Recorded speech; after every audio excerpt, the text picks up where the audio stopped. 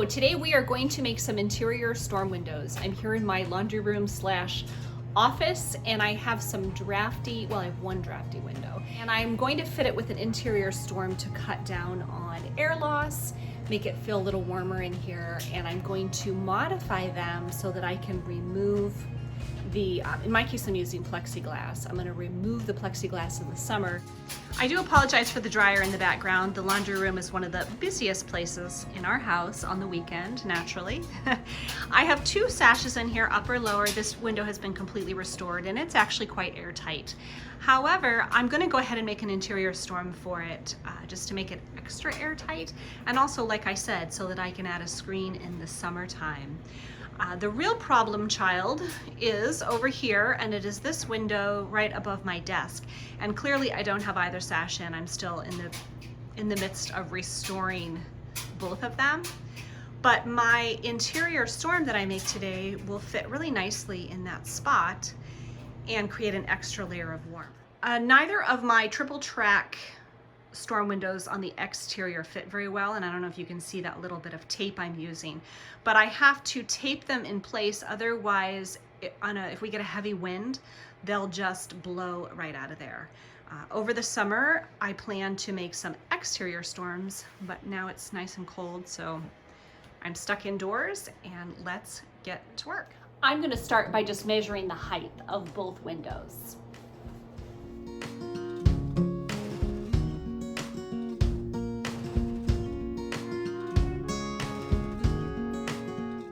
In a perfect world, both windows would be exactly the same. The left side, the right side would be the same height. Also, the left window measurements would match the right window measurements. But let's get real, this is an old house. That almost never happens. So make sure and measure every single thing separately. As I suspected, I have a little variation. I have 53 1/8 here, here, and here, but 53 1/4 right here. So I'm glad I measured everything separately. There's nothing particularly fancy about the wood that I'm using. These are 1.5 width pieces, 3/4 inch thick, and I got 8-foot lengths. I figured it out so that I will do a long side and a short side out of each 8-foot length. So just do your measurements, make sure you're getting the best yield out of your wood possible.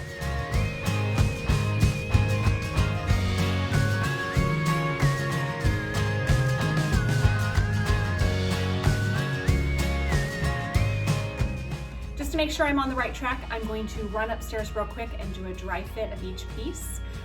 This is much like cutting hair. You can't tape it back on, but you can shave a little bit more off if you need to. All right, they were just a hair, maybe a saw blade's width too long, and they'll work. I could tap them into place, but I want to be able to make sure I can remove them easily in case of a fire. I want a snug fit to make them as airtight as possible, but again, I don't want to destroy any of the jam or stool in the process.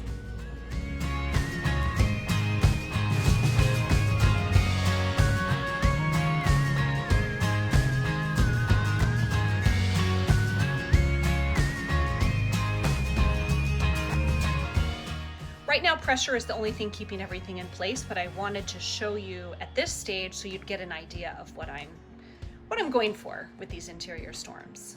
After a quick dry fit, everything works just great. So my next stop, I'm gonna head over to my friend Dale's house and use his routing table to route out the rabbet for my plexiglass.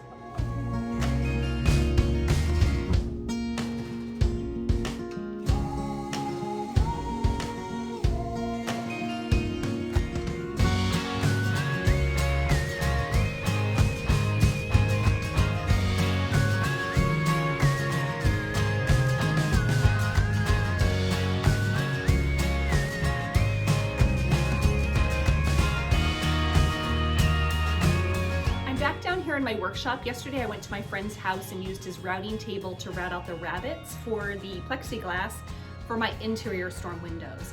Now, there are plenty of ways to put these together, and if I do this again, I'll do it a little bit differently. And I'm going to flip the camera around and show you what I mean by that. So routers are wonderful if you're going all the way across the piece of wood, but if you need to stop ahead of time, then it makes this rounded corner like I have here. Now my measurements were all based on my pieces fitting together like this, so I'm going to make it work. I'm going to put them together and then I'm just going to chisel out this little section if I need the extra room for the plexiglass. What I could have done had I measured differently was I could have routed across and put them together with mitered corners, or I could have planned to put them together this way and then just cut out this little section of rabbet. There are plenty of ways to do the same project. I'm going to use pocket hole screws to put my pieces together. Now, ideally, you're supposed to have 2 pocket screws for each piece of wood. I don't really have enough room for 2, so I'm going to make do with 1 and a little bit of glue. If you don't have a pocket hole jig or screws, you could put it together with dowels. You could do biscuits depending on the thickness of your wood and the width of each piece. You could do, glue probably is not quite enough on its own, but there are any number of ways that you can get them together or put them together. I like pocket hole screws because they're really easy to do, but try not to get mired in the details or the product list or the supplies that you don't have. Look around at what you do have because I imagine there's something that you could use.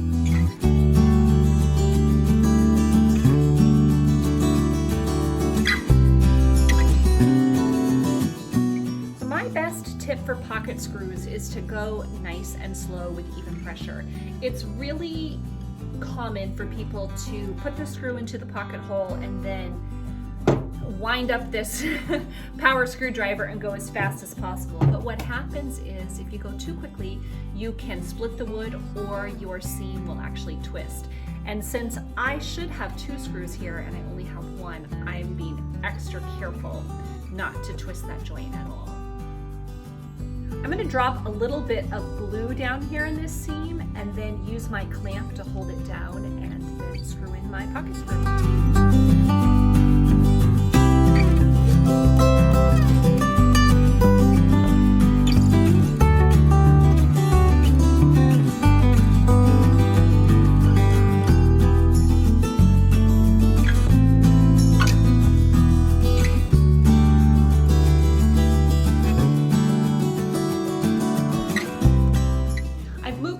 Up here to my dining room table because I wanted a nice large flat area to work.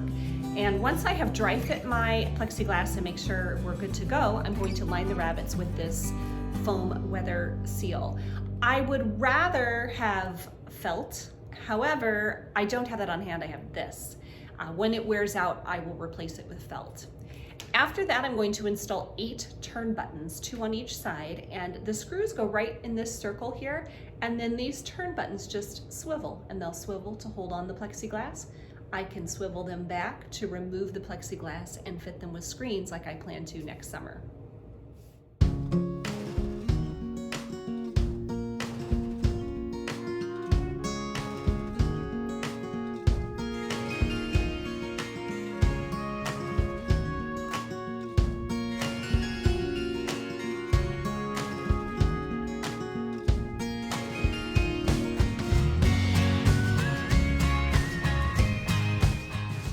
Some of these turn buttons needed just a little bit of extra pressure underneath them, so I did sort of a classic old house trick, and I just folded up a little piece of paper to fill the gap.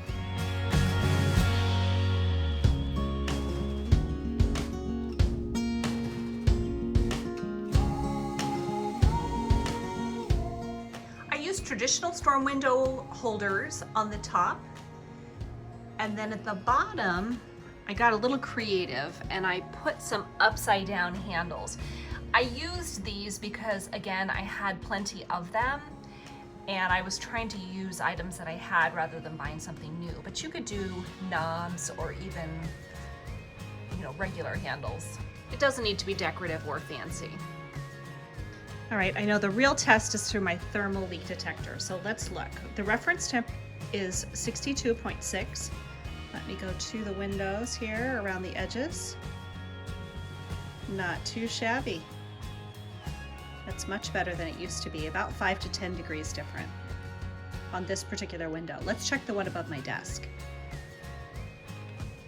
All right, again, the reference temperature 62.6, and this one, oh yeah, that's way better. It used to be anywhere from 15 to 25 degree difference here. Yeah, excellent. Worked like a charm.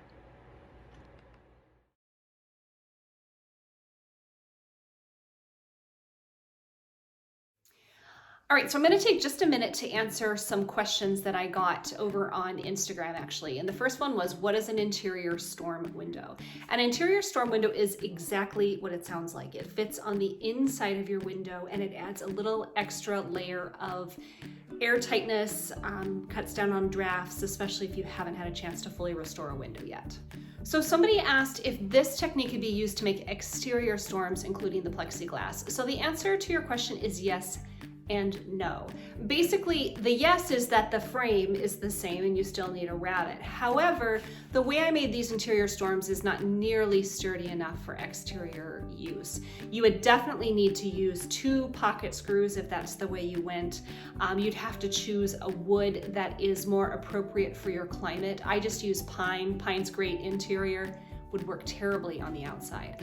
And as far as plexiglass goes, pardon me, it would be better to, it wouldn't be great to use plexiglass outside. It can yellow over time, especially when it's exposed to sunlight. So your best option is glass. So I know that all sounds like a no, but truthfully, you know, the technique could be applied in the same way. You just need to make modifications for exterior use. Now you may be curious about whether or not it would be more difficult to open and close windows. And the answer is, I guess, yes. I mean, it does add an extra layer there. Now I have put knobs on mine so you can just pull them out really easily. I'm not going to use these on every single window in my house. And chances are you may not be opening and closing every window in your house either. So yeah, you will have one extra thing to remove to open a window, and that's why I'm making mine extra easy to pull off, because I want it to be safe. I want everyone to be safe and be able to get out the window if they need to. So the cost for these, I know that was a factor. Some people wondered how much it cost to make one. The plexiglass is pretty expensive. It's $90. I think that the glass would be cheaper, but then I would need to add another piece across the middle because the overall structure is not solid enough to support a piece of glass. So my plexiglass was about $90 and the wood was about $20. And then I had some, odds and ends hardware, maybe another $7 worth of hardware. The type of wood that I used for my interior storms is pine. Again, that's fine for interior, not good for exterior. This is a good question. The question somebody asked me was, why did you use plexiglass instead of glass? And I used plexiglass in these 2 particular windows because of the way they are shaped. And I knew that I could use one frame on the outside. I wouldn't need that center piece, which I would need if I were going to hold glass. The whole thing with glass in it would weigh a lot. And since the whole plan for me is to be able to remove the glass and put a screen in the summer, it didn't make sense to me to put a piece of glass in that would have raw edges, that would be fragile, and I'd have to keep it carefully in my basement somewhere and make sure it didn't get broken.